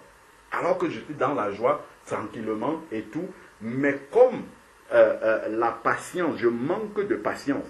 Donc, du coup, le premier défaut de mon frère, allez, hop, ça casse directement tout de suite l'estime que je pourrais avoir vis-à-vis de mon frère, l'amour même que je pourrais avoir. Et comme je perds cet amour-là, en fait, je perds aussi la joie en perdant l'amour comme ça pour mon frère. Je perds ma joie en même temps. Donc, à la place de cet amour qui était là pour mon frère, ça va être l'amertume, ça va être le ressentiment, ça va être, je ne sais pas moi, des gangrènes que j'entraîne, enfin que j'entretiens à l'intérieur de moi. Et ça ne peut pas procurer la joie. Pas du tout, du tout, du tout. Après, il va entrer les manques de pardon et tout ça, n'en parlons même pas. Alors là, il ne peut même pas avoir la joie. Ce n'est pas le terrain de la joie. Ben, l'ennemi aura réussi à poser justement tout ce qui peut empêcher la joie de se manifester. Poursuivons maintenant, donc, la patience. S'il me manque la patience, ça va être très très difficile de supporter, ça va être très très difficile si je n'ai pas la patience de supporter les faibles. Ça c'est certain. Si je n'ai pas la patience, même parfois ceux qui sont abattus, je peux manquer de patience aussi pour eux. Ceux qui sont abattus, je vais dire, bon, ils sont abattus, ok, je vais exhorter une fois, 2 fois, 3 fois, après, je vais dire, bon, écoutez, débrouillez-vous, parce que je ne suis pas patient. Donc, vraiment, voyons, le Seigneur nous a donné tout le cheminement depuis le haut là, et après on va arriver. Ensuite, il dit, prenez garde que personne ne rende le mal par le mal. Donc, quand on t'a fait du mal, ce que tu dois faire rapidement, c'est tout de suite, parce que quelqu'un qui t'a fait du mal, c'est une porte que l'ennemi a ouverte pour t'atteindre. En fait, c'est comme ça qu'il faut le voir. Quelqu'un qui t'a fait du mal, c'est une porte que l'ennemi a ouverte pour t'atteindre. Donc, comme tu sais déjà, avec le discernement spirituel que tu as, parce que tes yeux sont restés fixés sur le Seigneur, comme tu sais que c'est ça que l'ennemi vise, tu ne vas pas t'attarder là-dessus, mais tu ne vas pas t'attarder sur le mal qui t'a été fait, mais ce que tu vas regarder, c'est d'avoir une explication spirituelle de ce qui est en train de se passer et de te dire que, attention, l'ennemi essaye de m'atteindre. Donc, je ne vais pas me laisser dominer par ce mal-là. Tout de suite, le pardon. Je vais déjà mettre le pardon en avant et je vais entrer dans la prière pour que cette semence que l'ennemi a essayé d'envoyer au travers du mal qu'on m'a fait, qu'elle ne reste pas. Que en même temps, cette semence-là s'éloigne de moi. Et c'est comme ça, en fait, que le ressentiment, le manque de pardon et toutes ces choses-là, la rancune, rancœur, tout ce qui peut pourrir l'intérieur et ravir la joie, tout cela ne va pas rester. Ça va partir. C'est ça. Ne pas... Et évidemment, si j'ai éliminé tout ça, il ne va jamais me venir la pensée de rendre le mal pour le mal. C'est-à-dire de faire à la personne ce qu'elle m'a fait. Si j'ai discerné que c'est mal, pourquoi est-ce que je vais rendre à la personne le mal pour le mal? Donc, ensuite, maintenant, il dit ici, prenez garde de ne pas rendre le mal pour le mal, mais recherchez toujours le bien. C'est-à-dire que face au mal qu'on nous fait, il faut rechercher. C'est pas quelque chose de naturel, en fait. Il faut rechercher.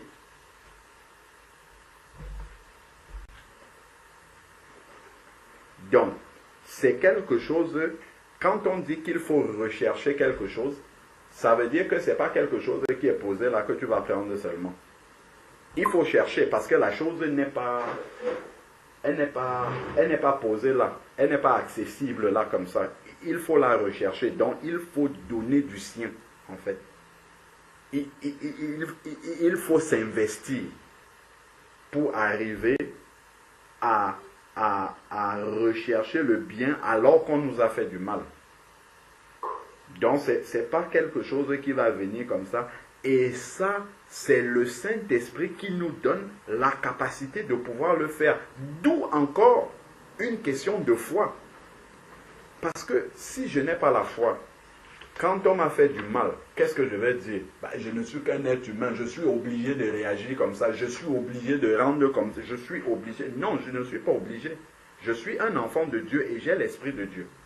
Donc quand je vois telle situation, au lieu de réagir du tic au tac, j'ai la possibilité d'aller me mettre à genoux devant mon père et de lui dire, Père, regarde telle situation.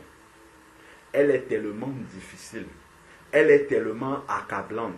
Elle veut me faire craquer, lâcher. Mes nerfs veulent lâcher. Mais Seigneur, ne permets pas que cette chose-là arrive. Ne me laisse pas dominer par le mal. Mais donne-moi de répondre au mal par le bien. Donne-moi de réagir de la bonne façon. Et voilà comment le Seigneur va déposer la paix dans mon cœur. Et je vais éloigner de mon cœur tous ces rejetons d'amertume-là qui auraient pu s'installer et me ravir ma joie. Donc, il dit, mais recherchez toujours le bien. Donc, à chercher, à rechercher, à creuser, soit entre vous, soit envers tous. Donc, recherchez envers les frères ce qui est bien, mais aussi envers tout le monde, même les païens. Recherchons toujours à faire ce qui est bien. Parce que c'est ça qui va nous procurer la joie. Pourquoi? Parce que quand tu fais ce qui est bien, ta conscience ne va pas t'accuser. Et le fait que ta conscience ne t'accuse pas, tu auras la liberté d'être dans la joie. Mais une fois que ta conscience t'accuse, parce que l'ennemi, quand on parle de l'accusateur, l'ennemi aussi, quand il voit nos mauvaises actions, mais quand il nous voit vouloir être joyeux, il va dire, mais attends, toi tu dis que tu veux être joyeux dans le Seigneur, mais regarde ce que tu fais, ça c'est pas, un enfant de Dieu ne peut pas faire ça. Terminer la joie. Parce que ce qu'il dit est vrai. Si ce qu'il dit est faux, ben, tout de suite tu vas lui répondre par la parole de Dieu.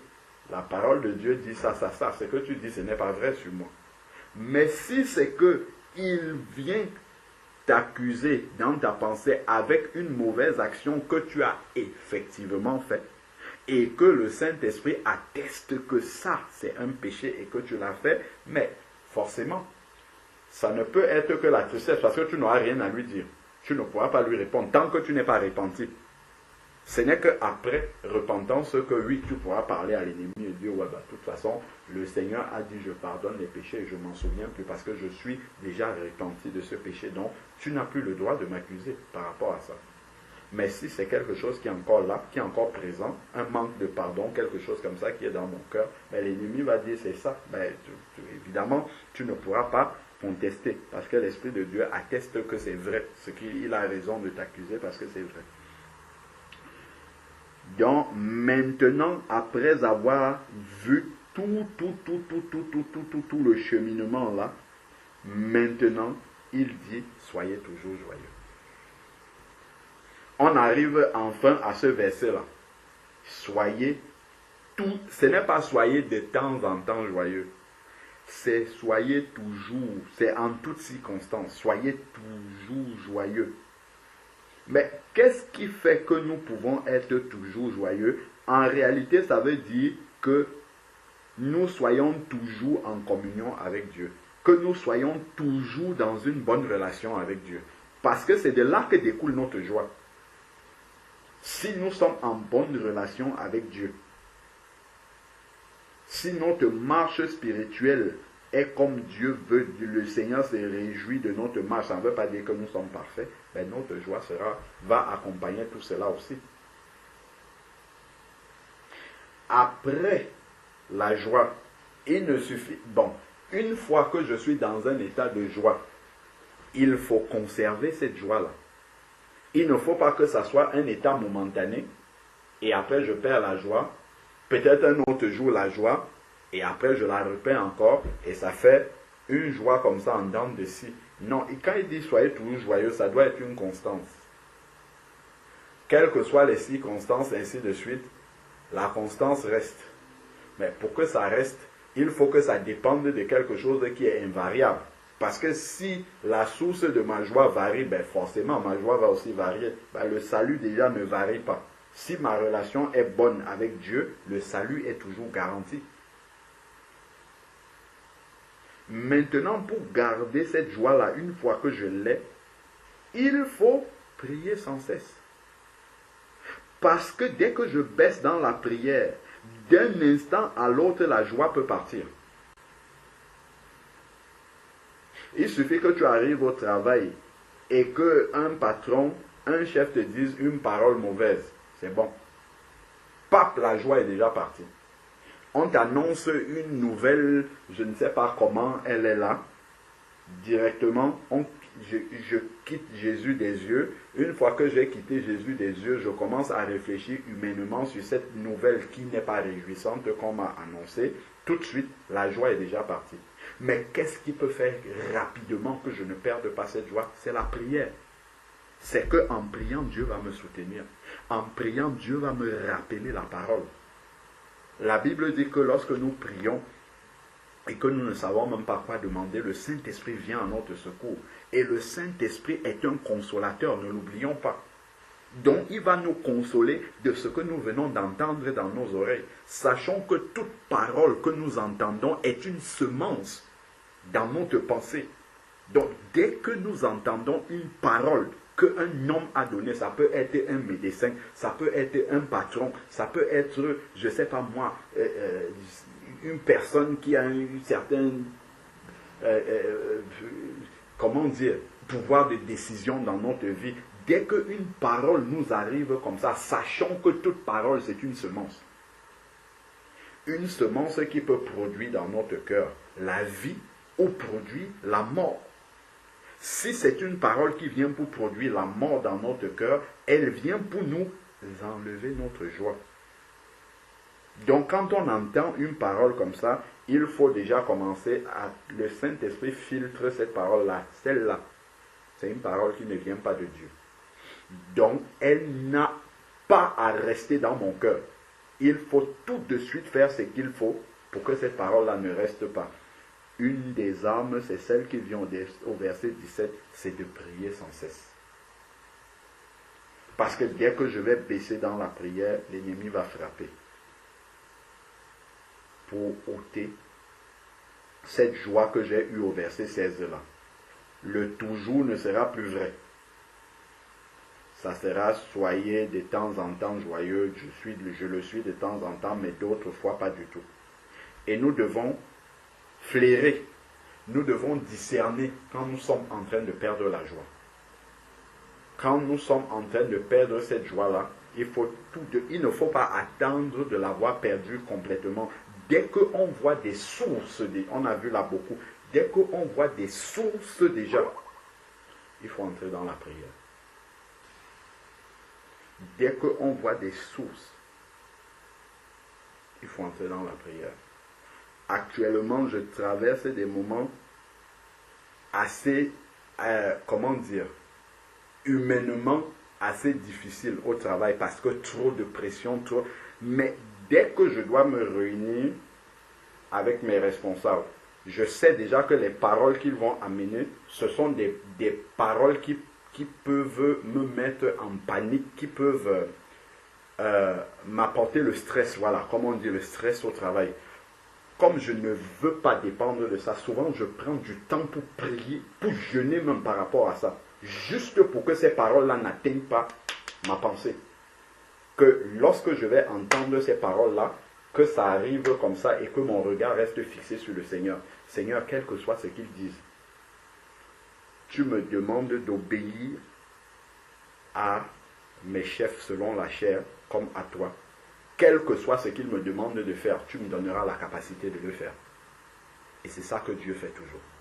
À chaque fois, peu importe ce qu'il me demande, quand j'entends, au premier abord, je me dis, comment tout ce qu'il me demande là, je vais arriver à faire ça? De quel temps je vais disposer? Je m'en vais me mettre à genoux dans les toilettes et je dis, Seigneur, c'est toi qui m'avais envoyé dans cet endroit-ci. Glorifie ton Saint-Nom. Et que toutes ces paroles-là, que ça ne m'atteigne pas, que ça reste en même temps, là où ça a été prononcé, que ça s'arrête là, et que je travaille comme pour toi, et je me mets à travailler, et ça marche toujours. Mais si je laisse ces paroles-là entrer, je commence à murmurer contre eux, ah, ceci, pourquoi ils font ceci, pourquoi... C'est terminé, en fait, ça va me pourrir directement même ma joie, même d'aller même au travail, un travail que Dieu m'a donné, ça va me pourrir. Je dis non, ça ne doit absolument, tout ce qu'ils vont faire là ne doit pas me pourrir la joie. Je vais, Seigneur, parce que tu as permis, tu m'as fait grâce de m'envoyer dans cet endroit-là pour travailler. À toi soit la gloire. Que je demeure toujours dans la joie. Il y a un combat spirituel par les paroles des hommes. Mais ça, là, ça ne doit pas m'atteindre comme en tant qu'enfant de Dieu. Parce que tu sais pourquoi je suis là. Je suis là pour une formation. Pour toi, pas pour les hommes. Et voilà. De manière, ça c'est un exemple concret. Et je suis sûr que nous tous, nous en avons. Dans différents domaines, nous entendons des paroles qui viennent, qui sont des paroles de découragement, des paroles qui peuvent nous amener à réfléchir, à paniquer, à prendre des décisions, à vouloir changer les choses, ainsi de suite. Non, le Seigneur est au contrôle de tout. Le Seigneur maîtrise toutes nos circonstances, là, Dieu au contrôle. Dieu sait ce que nous vivons. Donc nous devons garder les yeux fixés sur lui et conservez cette joie-là. Soyez toujours joyeux. Veillons à ce que l'ennemi ne vienne pas nous ôter cette joie-là. De quelque manière que ce soit. En toutes circonstances, voilà ce qui va encore nous permettre de garder la joie. Après le verset, c'est maintenant comment garder cette étoile de joie-là. La prière. L'action de grâce. En toutes circonstances, il demande de rendre grâce. Regardons comment ça va se passer. Qu'est-ce que l'ennemi veut faire? L'ennemi veut que tes yeux soient toujours fixés sur ce que Dieu n'a pas encore fait. Sur ce que tu as peut-être présenté au Seigneur dans ta prière et qui n'est pas encore exaucé. Et que tes yeux soient fermés sur ce qu'il a déjà fait. Or, l'action de grâce va te faire être sans. Puisque l'action de grâce, c'est par rapport à ce que c'est le remerciement de ce que Dieu a déjà fait. Donc, quand tu vas entrer dans l'action de grâce, mais l'Esprit de Dieu va te remplir de joie parce que tu ne vas plus t'inquiéter de ce que Dieu n'a pas encore fait. Parce qu'en rendant grâce, en fait, tu vas énumérer au Seigneur ce qu'il a déjà fait. Et forcément, l'Esprit de Dieu va te dire, mais si Dieu a déjà fait ça, tu viens de lui dire merci. Il a déjà fait ça, tu viens de lui dire merci. Il a aussi fait ça. Mais pourquoi le reste là, il ne ferait pas? Il fera le reste en son temps. Donc, ce n'est pas la peine de perdre cette joie-là. L'action de grâce va te maintenir dans la joie. Même si Dieu n'a pas encore fait jusqu'au bout. Même s'il n'a pas encore fait le reste. Le fait de rendre grâce, tu vois tout ce qu'il a déjà fait et tu demeures dans la joie. Les Israélites dans le désert, s'ils prenaient ce temps d'action de grâce en se souvenant de ce que Dieu a fait en Égypte et lui rendant grâce pour ça, ils devaient oublier que dans le désert, il n'y avait pas d'eau, il n'y avait pas d'à manger, il n'y aurait pas tout ça. Et ça leur aurait permis de garder la foi dans ces épreuves qu'ils étaient en train de surmonter dans le désert. Et ça, c'est l'image de notre vie, en fait, que les Israélites ont vécu. De rendre grâce à Dieu pour tout ce qu'il fait, même les plus petites choses. Justement, en recherchant à rendre grâce dans les plus petites choses, c'est ça qui va nous encourager davantage à garder la foi en Dieu, parce que ça nous permet de voir ce que Dieu a déjà fait et non d'avoir, parce que le malin veut que nos yeux soient grands, ouverts comme ça sur ce que Dieu n'a pas encore fait et des petits yeux comme ça sur ce qu'il a déjà fait. Ça, c'est une stratégie d'attaque de l'ennemi. Nos actions de grâce vont devenir moins nombreuses et nos plaintes vont être plus nombreuses. Nos murmures vont être très grandes parce que les actions de grâce ne sont pas là. Ça, c'est encore une stratégie de l'ennemi pour enlever cette joie-là. Pour que nous ne soyons pas toujours joyeux. Car, telle est à notre égard la volonté de Dieu en Jésus-Christ.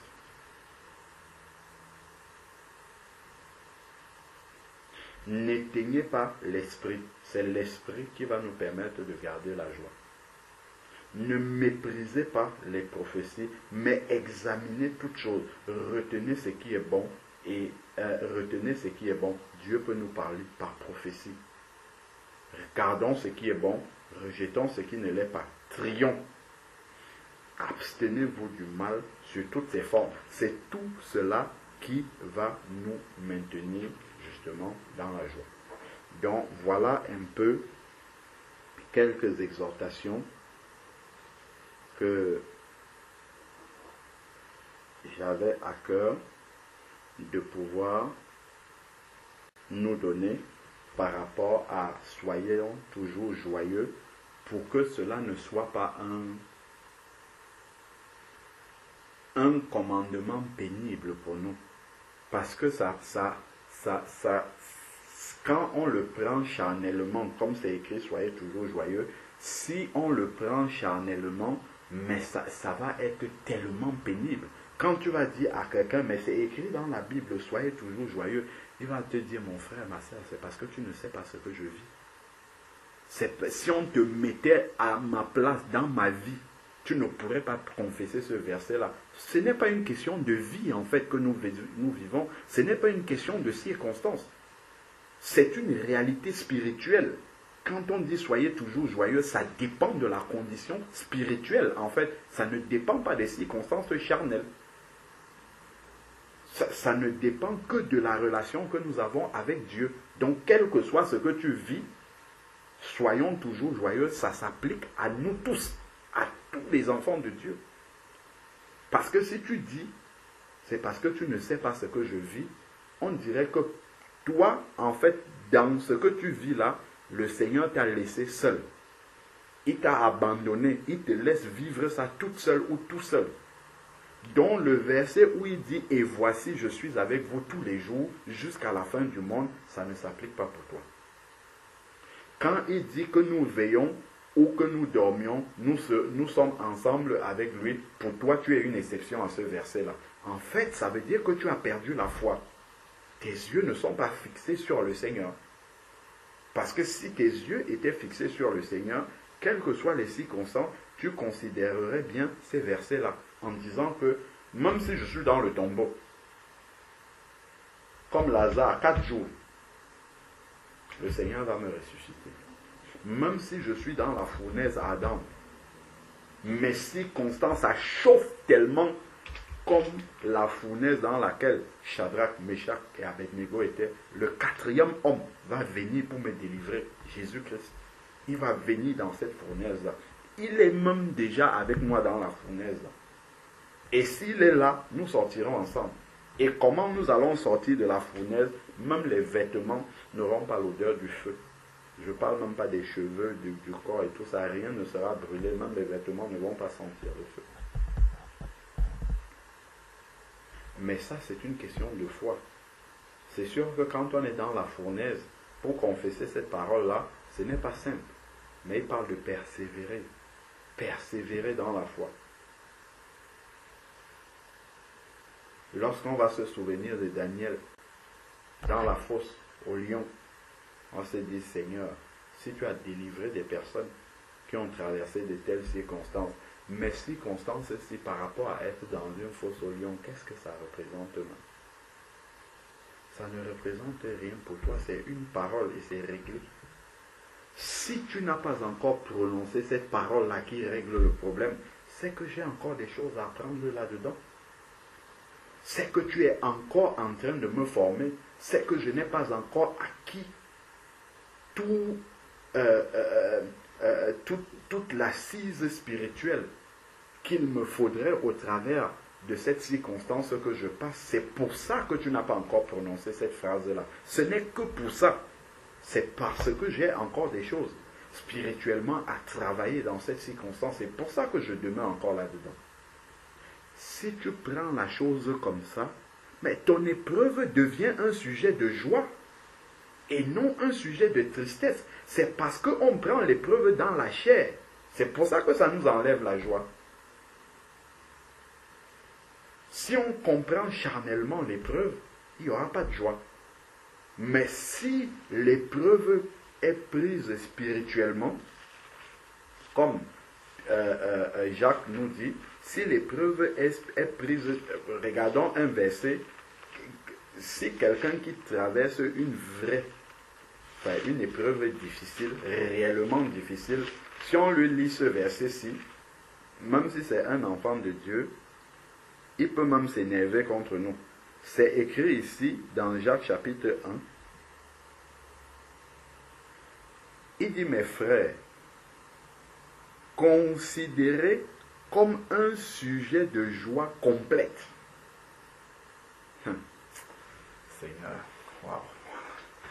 Vraiment, il nous manque un élément essentiel pour vraiment demeurer dans le Seigneur, c'est la foi. Et il nous manque vraiment beaucoup de foi. Parce que, regardons, tout à l'heure, on a lu le verset qui dit « Soyez toujours joyeux ». Mais moi, je m'attendais charnellement, quand je prends ce verset-là, je m'attendrais à ce que pour être joyeux,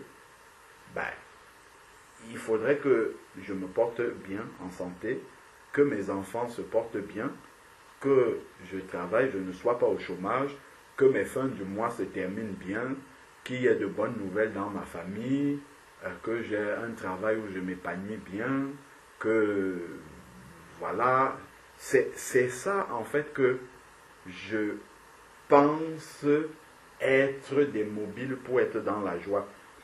Ça, c'est ce que je disais, c'est une joie charnelle. C'est une joie qui peut partir vite. Elle peut partir vite. On ne peut pas demeurer avec ça dans toujours joyeux. Parce qu'il va y avoir un mois où ça va être difficile financièrement. Il va y avoir un temps où tu vas peut-être perdre la santé. Il va y avoir un temps où ces choses sur lesquelles s'appuie ta joie, ça va changer. Et donc, du coup, tu ne pourras pas être toujours dans la joie. À ce moment-là, tu vas la perdre. Et c'est ça, en fait, comme ça que les gens de ce monde vivent. Mais quand on dit soyez toujours joyeux, regardons, c'est une joie spirituelle. Voici un verset qui nous montre que cela, ce n'est pas une question, ce n'est pas dans la chair, cette joie-là. Regardons ce qui est écrit ici. Il est dit, mes frères, considérez comme un sujet de joie complète. Ce qui doit amener le toujours joyeux là, ce sont les diverses épreuves. Ça renverse complètement la chair. Les choses de l'esprit ne sont pas celles de la chair et la chair ne peut même pas essayer de comprendre les choses de l'esprit comme c'est dit dans 2 Corinthiens parce que c'est une folie.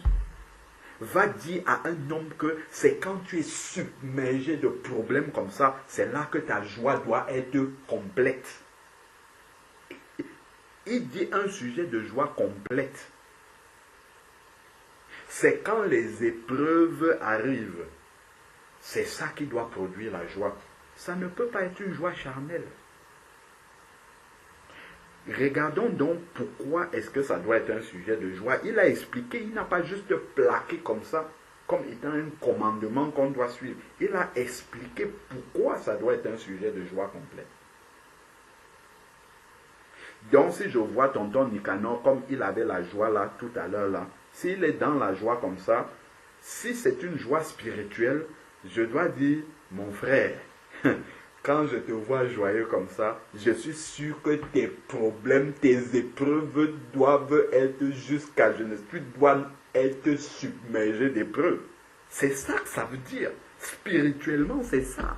Si je suis un enfant de Dieu qui a une lecture spirituelle, je ne dois pas dire, oh frère Nicanor, il sourit comme ça, il est dans la joie comme ça, c'est parce que oh, tout va bien, il est au travail, il gagne bien sa vie. Non, je dois comprendre que si la joie de mon frère est spirituelle, il doit avoir de sérieux problèmes.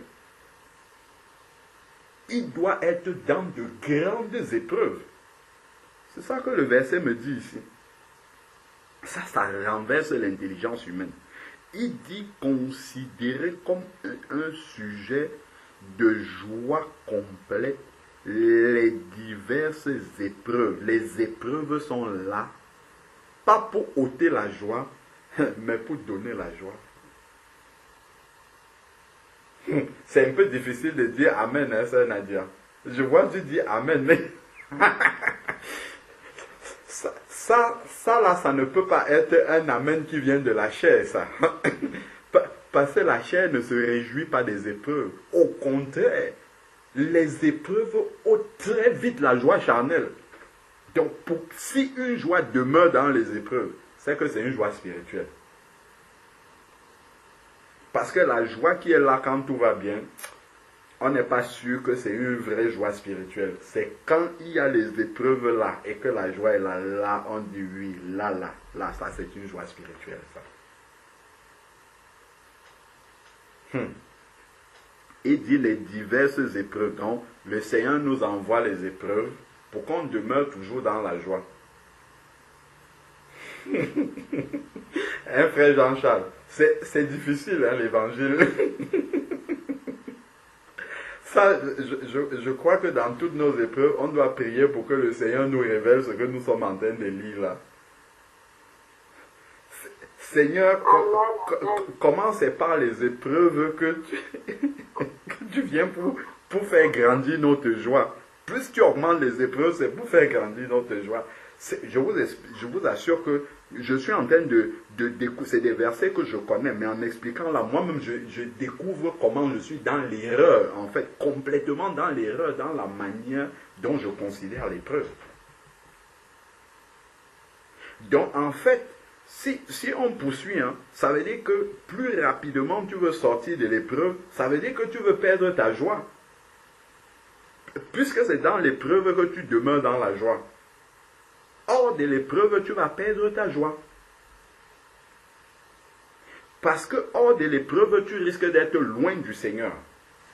L'épreuve te maintient près du Seigneur parce que tu cherches la solution. L'épreuve va te permettre d'entretenir une relation étroite avec Dieu. Tu vas toujours demeurer dans la prière parce que tu cherches la solution au pied du Seigneur. Donc par l'épreuve comme ça, il maintient ta communion avec lui. Donc, il maintient ta joie. Parce qu'on a compris que soyez toujours joyeux, c'est être dans une bonne communion avec Dieu. Voilà comment la chose commence à s'éclaircir. Donc maintenant, on peut commencer à prier pour avoir la joie. En demandant, comme frère Georges avait dit une fois, Seigneur, envoie-nous une pluie d'épreuves. Donc c'est une pluie de joie en fait qu'il nous envoie. C'est ce que nous lisons là. Bon, mais maintenant, pourquoi donc les épreuves doivent nous procurer une joie complète? Pourquoi? Regardons ce qui est écrit maintenant au verset 3. Donc, comme un sujet de joie complète, les diverses épreuves que vous pouvez rencontrer. Verset 3. Sachant que la mise à l'épreuve de votre foi produit la patience. On a lu tout à l'heure là-bas dans 1 Thessaloniciens chapitre 5 qu'on avait besoin de la patience pour être toujours joyeux, pour pouvoir supporter les faibles, pour pouvoir être patient vis-à-vis de nos frères. Parce que si on n'a pas tout ça, on va murmurer. Comme on n'a pas la patience, on va murmurer et donc la joie ne peut pas être là. Donc l'épreuve va contribuer à travailler la patience. Parce qu'on s'attend au Seigneur. Donc on va patienter jusqu'à ce que Dieu réponde. Et Dieu va ainsi travailler notre patience et donc nous donner la joie. Ensuite maintenant, quand nous allons gagner cette patience-là, cela va nous permettre d'obtenir autre chose. Donc il dit, mais il faut que la patience accomplisse une œuvre parfaite, afin que vous soyez parfaits et accomplis, et qu'il ne vous manque rien. Voilà tout ce qui, parfait, accompli, là, c'est être dans une bonne communion avec Dieu. Donc, être joyeux. Parce que notre joie dépend de notre communion avec Dieu. Voilà en quoi est-ce que l'épreuve, en fait, devient un sujet de joie complète. Parce que l'épreuve va m'aider à travailler ma communion avec Dieu. Va m'aider à entretenir ma communion avec Dieu. Donc, cela, en fait, nous conduit à avoir une pensée spirituelle de la joie dont parle le Seigneur. et va nous conduire à rechercher justement cette joie-là et non courir après une joie charnelle. Parce que la joie charnelle est éphémère, elle est très très éphémère. Alors que la joie spirituelle du Seigneur, c'est une joie qui est profonde en fait. C'est une joie intérieure qui est vraiment profonde.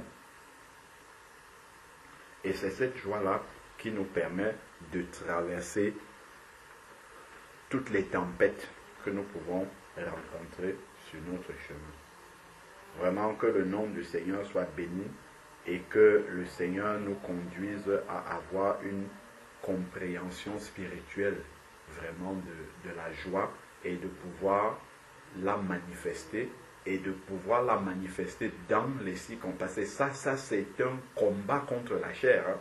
C'est un vrai combat contre la chair.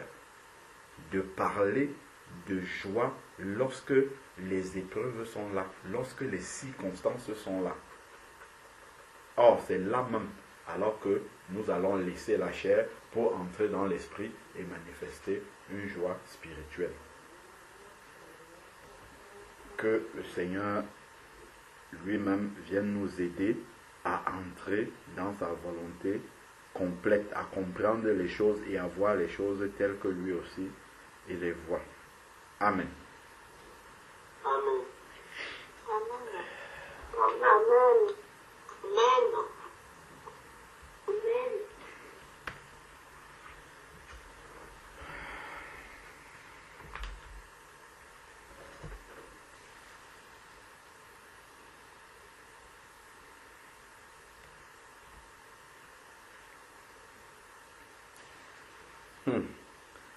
Là, ça va changer beaucoup de choses. Hein. Quand on va voir un frère, une soeur nous raconter les différentes épreuves, au lieu de commencer à dire, ouais, vraiment ma soeur, que Dieu, vraiment du courage, hein, on va dire, ouh, ma soeur, quelle joie. Quelle joie. Mais attention de ne pas scandaliser quelqu'un avec, hein, parce que si quelqu'un n'a pas compris ça, vous allez le scandaliser complètement. Hein. Si on vient trouver quelqu'un qui n'a pas compris la chose spirituellement, on va totalement le scandaliser. Donc il faut vraiment aller doucement, être sûr déjà du niveau de maturité spirituelle de quelqu'un pour lui expliquer ces choses-là tout doucement, tout doucement, tout doucement. Et finalement, en fait, l'épreuve va être vécue de la bonne façon, vécue de manière spirituelle. Et ça va nous aider en fait à être moins inquiets, à être moins, comment dire, vraiment à nous poser, être là toujours à se poser des questions sur le lendemain, ainsi de suite, parce qu'on ne comprend pas, on veut toujours comprendre, on veut toujours maîtriser nos circonstances, alors que nous disons qu'elles sont entre les mains du Seigneur. Ça va nous permettre vraiment d'être affranchis de tout cela, et étant affranchis de tout cela, on va mieux vivre en fait les épreuves qui nous arrivent, et ça sera vraiment un sujet de joie, parce que nos yeux seront fixés sur ce que le Seigneur veut atteindre dans nos vies au travers de ces épreuves-là. Gloire à Dieu.